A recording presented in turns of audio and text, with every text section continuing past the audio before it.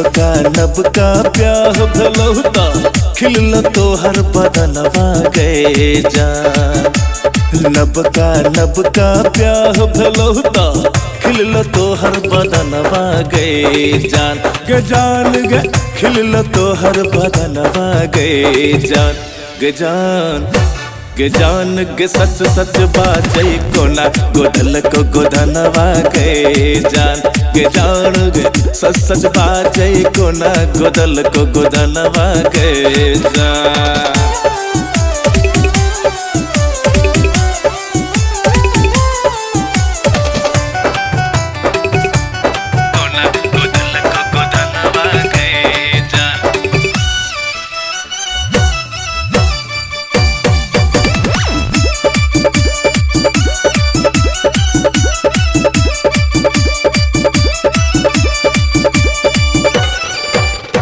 कोना बितलो दिन कोना बितलो रात गे पिया बाक संगे रहला एलो ने हमर याद गे।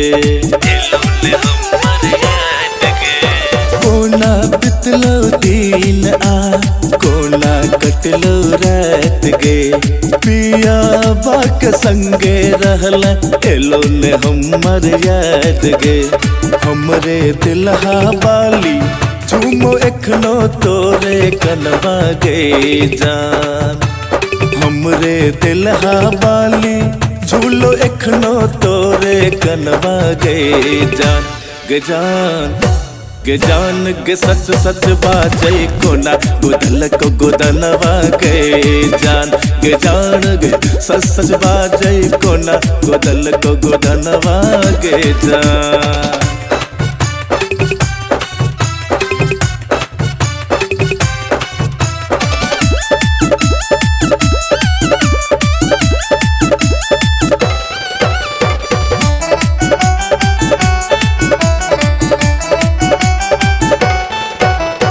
हमरे जान परान छाला जानो पूरा गाम गे। हमरे नाम सतू सोना छाला बदनाम गे। हमरे नाम सतू सोना छाला बदनाम गे।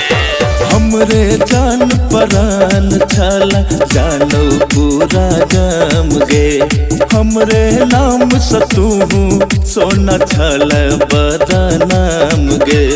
जो खुश रही है तू अपन पियावा के संगे के जा। जो खुश रही है तू अपन पियावा के संगे के जान। गे जान गे जान गे सच सच बाजै कोना गोदल को गोदनवा गए जान।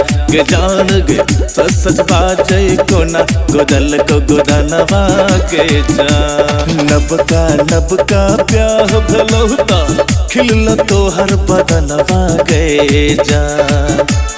नबका प्याह भलौता खिलल तोहर बदनवा गए जान। गे जान गे खिलल तोहर बदनवा गए जान। गे जान गे सच सच बाजै कोना गोदल को गोदनवा गए जान। गे जान गे सच सच बाजै कोना गोदल को गोदनवा गए जान। Recorded by MMP studio Madhubani.